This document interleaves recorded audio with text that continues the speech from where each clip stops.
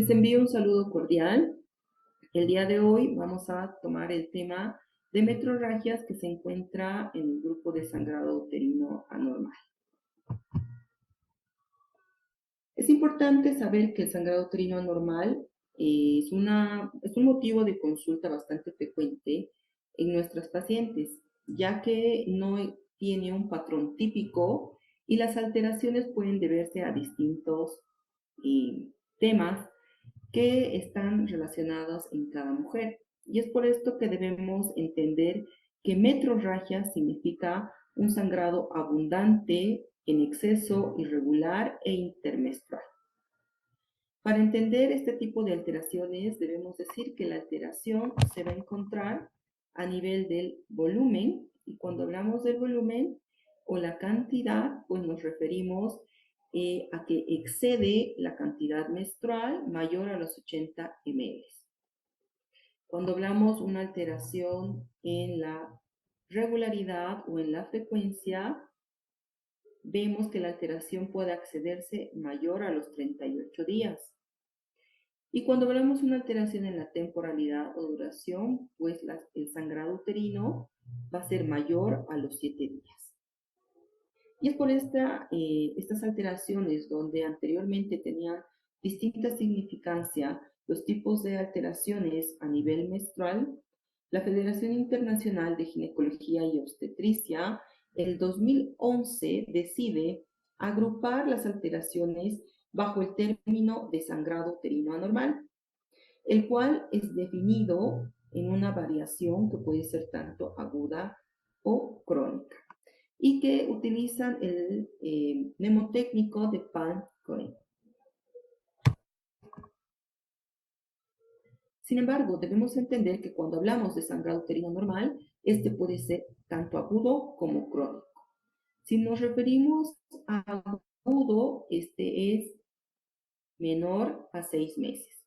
Y cuando nos referimos de un sangrado crónico, las alteraciones son mayor a los 6 meses. Y para poder indagar y decidir a qué grupo corresponde, es importante realizar la anamnesis, la exploración física, en donde nosotros vamos a poder indagar los distintos tipos de alteraciones que pueda presentarse.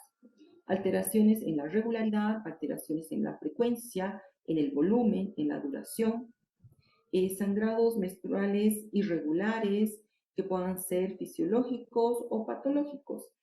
Y para esto también nosotros debemos complementar con los estudios complementarios, tanto imagenológicos como sanguíneos, en el cual ingresa el perfil hormonal. Y según la conducta que nosotros podamos tomar, podemos utilizar tanto un tratamiento hormonal como un tratamiento quirúrgico. Si nosotros identificamos en este grupo que pueda ser una alteración que tenga una sospecha de malignidad, pues lo más importante es realizar una biopsia para poder otorgar el mejor tratamiento. Pero si nosotros vemos que la alteración es a nivel estructural, debemos indagar qué tipo de alteración y a qué nivel se encuentra para poder realizar un tratamiento de lo más oportuno. Y es así que de la Federación Internacional de Ginecólogos y Obstetras, la FIGO, el año 2011 agrupa estas alteraciones de causa estructural en este mnemotécnico correspondiente al Pan-Cohen. Cuando hablamos de PAN, nos referimos a las alteraciones o causas orgánicas, como ser los pólipos endometriales, los adenomiomas o la adenomiosis, los leiomiomas y los temas de malignidad o de hiperplasia. Y cuando nos referimos a las causas no orgánicas, nos vamos a referir en aquellas alteraciones que puedan presentarse a nivel de coagulopatías, trastornos o disfunciones ovulatorias, trastornos endometriales, alteraciones o de causa iatrogénica y las no clasificadas. Y es así que vamos a ir avanzando uno a uno este tipo de alteraciones. Cuando nosotros hablamos sobre los pólipos endometriales, debemos entender que los pólipos son proliferaciones focales del endometrio. Estas van a estar constituidas por tejido glandular y tejido fibromuscular, además de tejido conectivo. Pero en su interior también vamos a encontrar estroma y vasos sanguíneos. Estos pólipos tienen diferentes tamaños y pueden ser únicos o múltiples. Pueden ser pediculados o sésiles. Y el componente glandular tiene un grado de desorden arquitectural que va a provocar una alteración funcional en cada una de las pacientes. Debemos entender que en un 75% de las pacientes se evidencia mediante una histeroscopía pólipos entre 5 y 10 milímetros de diámetro. Y en un 78% estos pólipos son mayor a 10 milímetros. Por lo tanto, este tipo de alteración puede presentar además metaplasias, hiperplasias, que son frecuentes con esta patología, el estroma, que tiene un componente fibroso y lleno de vasos sanguíneos, provoca que las paredes endometriales se tornen más gruesas y por lo tanto el sangrado sea mayor. El origen de los pólipos puede ser multifactorial. Existen alteraciones a nivel de los estrógenos, de la progesterona, una división en la apoptosis, una expresión alterada de ciertos genes. La mayoría de los pólipos normalmente pueden provocar estas alteraciones y normalmente son benignos. Sin embargo, el tratamiento ideal para este tipo de alteración es la histeroscopía, que es como un gol estándar, no solamente para el diagnóstico, sino también para el tratamiento, ya que estos pueden ser extirpados a nivel del pedículo y de esta forma esperar que no exista el desarrollo de otros pólipos.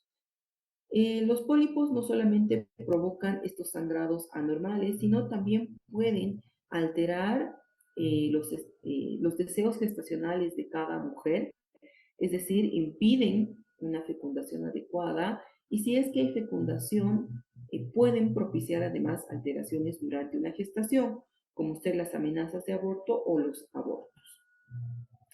Sin embargo, cuando las pacientes acuden con sangrados abundantes que no pueden ser detenidos mediante terapéutica bioral, pues nosotros procedemos a realizar un legrado uterino instrumental para poder liberar estas paredes engrosadas y que el sangrado disminuya en cada paciente.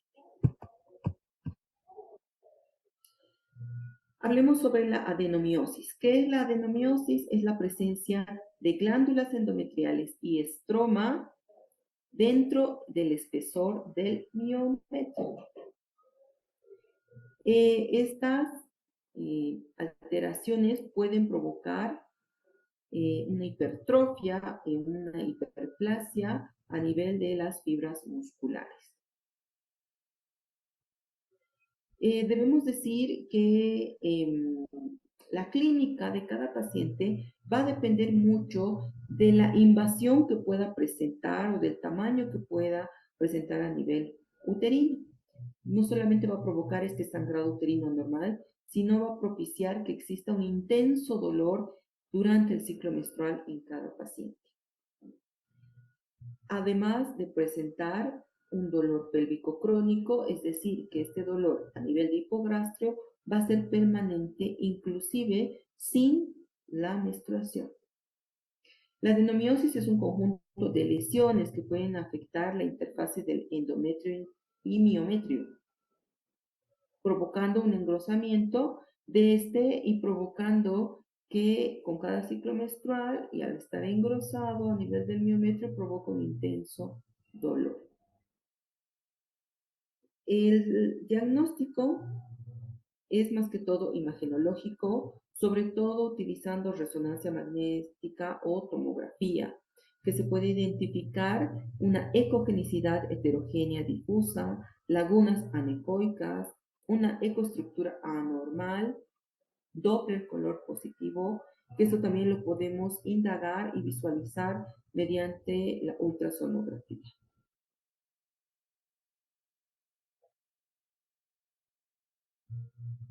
Debemos decir que este diagnóstico nos va a conllevar a un tratamiento en cada una de las pacientes dependiendo los deseos gestacionales. Pacientes que no tienen hijos, que desean tener gestación, pues el tratamiento debe ser mediante hormonas. ¿Para qué? Para que pueda reducir el tema del dolor cíclico y buscar las alteraciones que puedan existir a nivel hormonal. Sin embargo, en aquellas pacientes con deseo gestacional completo o adecuado para cada una de las pacientes, pues nosotros podemos ofrecer temas de histerectomía para que de esta manera nosotros podamos extraer toda la lesión a nivel del miometrio.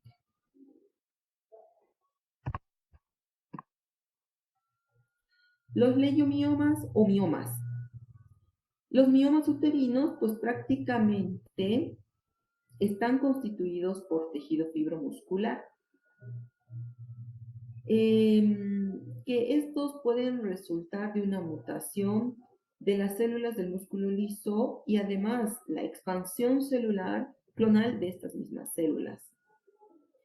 Esta patología es muy frecuente en nuestro medio, prácticamente se presenta en un 70% de las mujeres entre los 40 y 50 años de edad.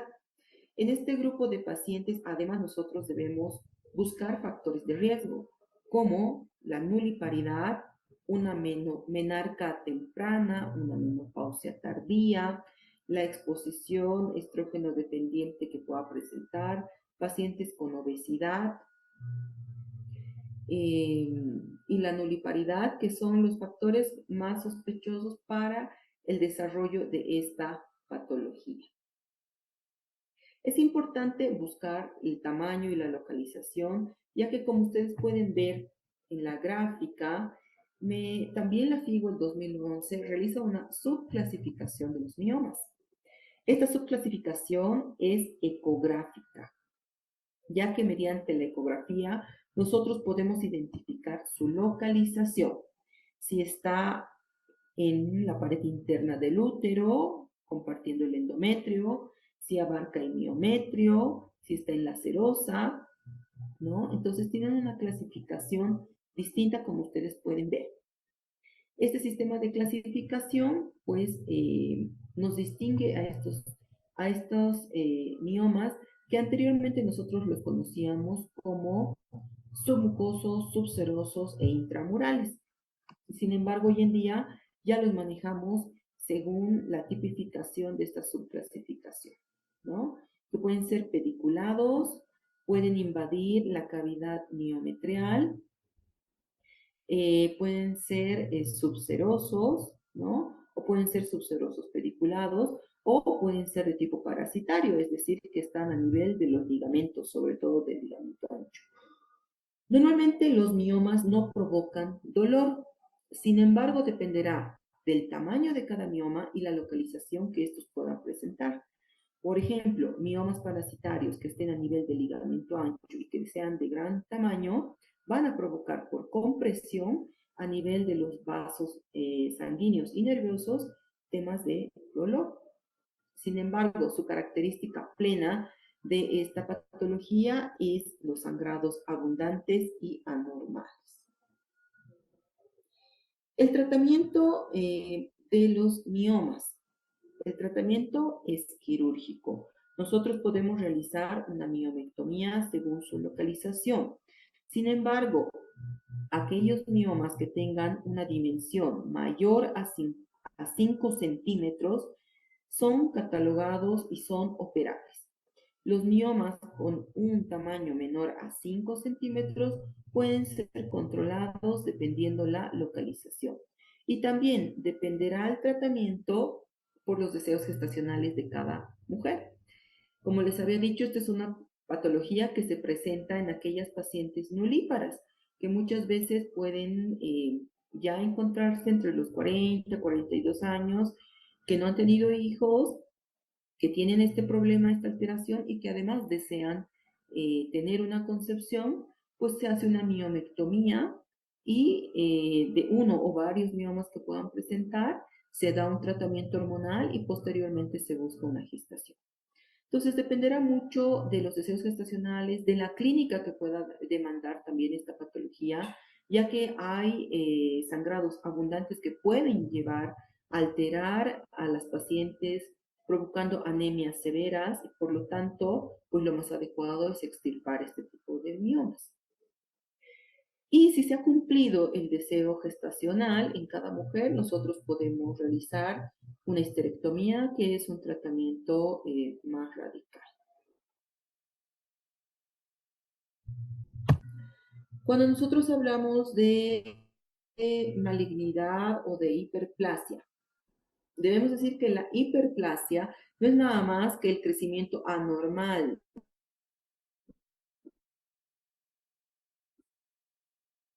endometrial.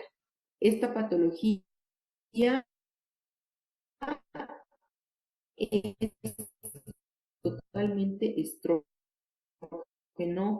dependiente. Existen dos tipos de alteraciones, una típica y otra atípica. Por lo tanto, podemos nosotros encontrar una hiperplasia simple típica, una hiperplasia simple atípica, una hiperplasia compleja típica o una hiperplasia compleja atípica. Si nosotros hablamos de simple y típica, hablamos de benignidad. Si nosotros nos referimos a una hiperplasia compleja atípica, nosotros debemos indagar mucho más y realizar muchos más estudios, por ejemplo, biopsias endometriales, para descartar una patología maligna como ser el adenocarcinoma. Entonces, aquellas pacientes que puedan presentar alteraciones complejas y atípicas, el tratamiento más indicado para estas pacientes es una histerectomía, ya que al ser atípico puede desarrollar un tema de cáncer a futuro. Por lo tanto, lo más indicado es la histerectomía. Y si la patología es una hiperplasia simple y típica y la paciente no desea una histerectomía, pues nuestro control en estas pacientes deberá ser semestralizado para poder valorar el crecimiento endometrial. Como ustedes pueden ver en la ecografía, aquí hay un aumento excesivo del volumen del endometrio. Por lo tanto, para que nosotros podamos observar y mantener a estas pacientes, se puede dar un tratamiento eh, conservatorio siempre y cuando mantengamos este valor del endometrio, que debería estar menor a 5 milímetros. Si en cada control de esta paciente el endometrio está menos de 5 milímetros, podremos hacer un tratamiento conservador. Si excede los 15 milímetros, esta paciente es candidata para realizar un procedimiento radical como es la ISTA. Entonces, la consejería dependerá mucho de cada uno de nosotros en cada una de las pacientes. Ingresamos a las alteraciones de causas no orgánicas, como ser las coagulopatías. Dentro de este grupo existen diferentes alteraciones de la hemostasia, que prácticamente se presentan en un 13% de las mujeres, estos trastornos hemostáticos, sobre todo cuál la enfermedad de von Willebrand, que es la más frecuente en nuestro medio. Aproximadamente un 13% de las mujeres presentan este tipo de enfermedad. Es importante tener en cuenta que existen distintas alteraciones en la hemostasia y es por esto que es importante evaluar a cada una de las pacientes. y también hacer una evaluación conjunta con un hematólogo para que pueda confirmar o descartar otro tipo de alteraciones. Este tipo de pacientes tienen una clínica muy característica, como ser equimosis, epistaxis, sangrado en sí, tipo de alteraciones que puedan presentar. Cara de una coagulación debe ser mediante medicamentos anticoagulantes, sobre todo, y el control simultáneo o conjunto con hematología. Cuando hablamos de disfunciones ovulatorias, en este grupo pues existe una alteración muchas veces anovulatoria. Cuando existen alteraciones anovulatorias, debemos decir que son patologías estrógeno dependientes. Al ser patologías estrógeno dependientes, también debemos buscar alteraciones endocrinológicas, que muchas veces están asociadas en esta patología. ¿Qué es lo que no tienen? Va a haber una ausencia en la producción cíclica de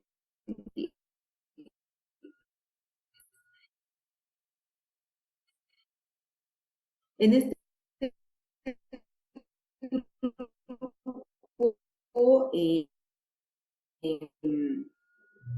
¿qué pasa?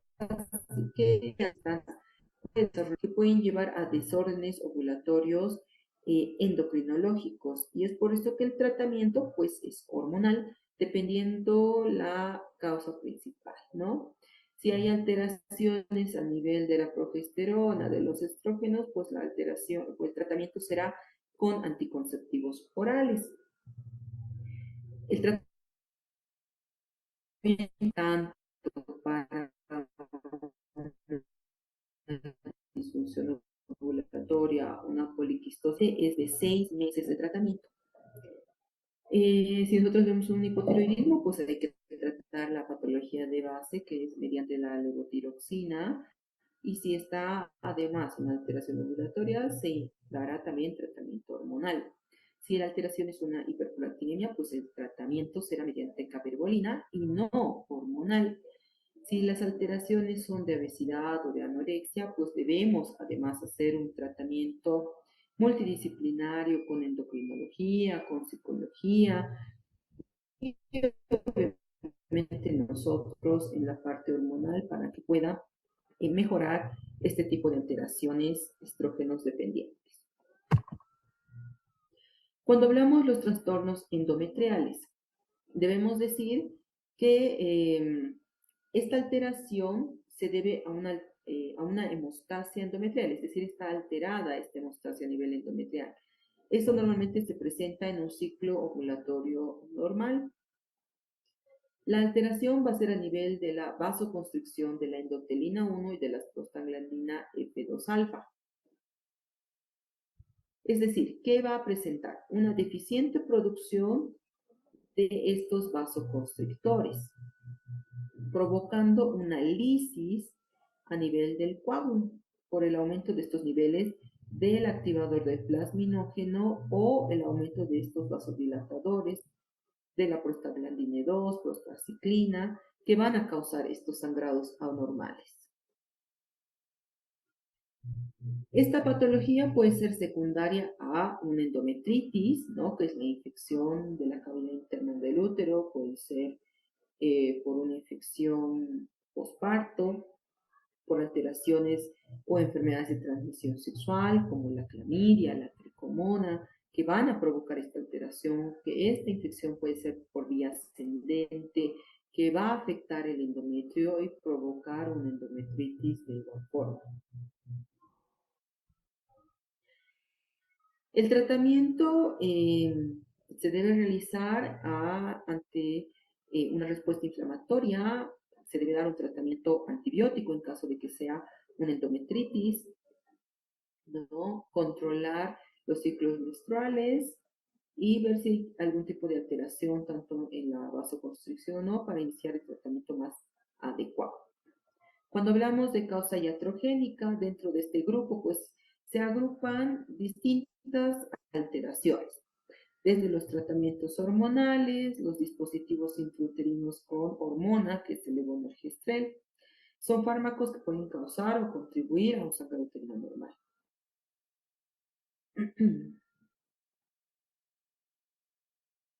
También existen otro tipo de medicamentos que pueden conllevar este tipo de alteraciones por vía oral cuando son tomados de forma inadecuada. Por ejemplo, andrógenos, progestágenos, estrógenos, que están dentro de los grupos de anticoncepción o la combinación estrógeno-progesterona, que si se toma de forma inadecuada, pues van a provocarse sangrados anormales.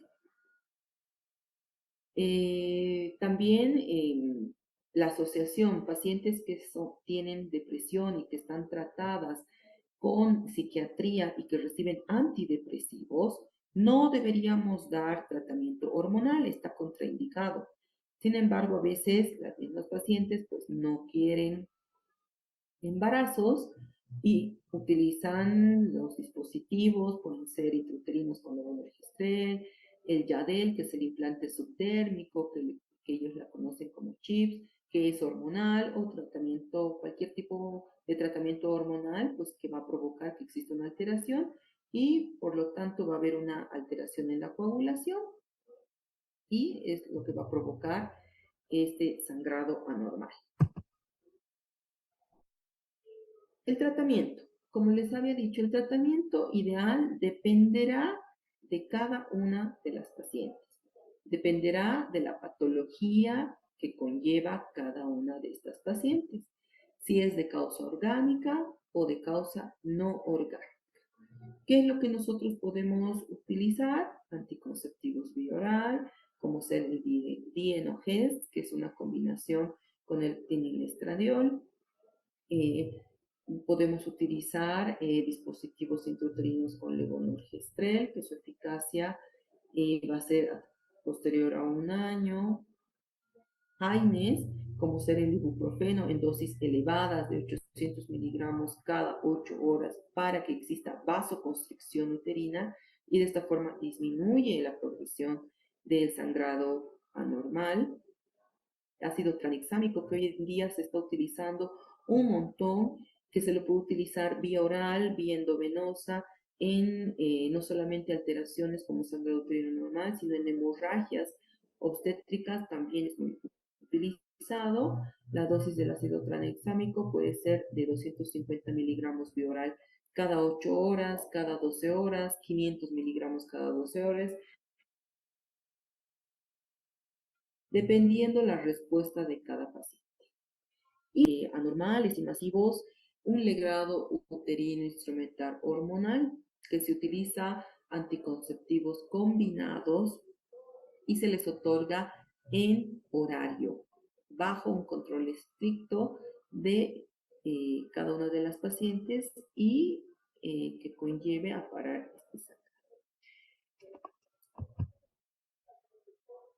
Entonces, como habíamos dicho, el tratamiento puede ser médico, con lo ya antes mencionado, o puede ser quirúrgico, como ser una ablación endometrial, o una histerectomía, o una miomectomía, dependiendo la patología y el deseo gestacional, el deseo que cada mujer presente y lo más adecuado para cada una de ellas. Pacientes con deseos gestacionales, nuevamente el ácido tranexámico, el naproxeno, el etamcilato que podemos utilizar vía oral.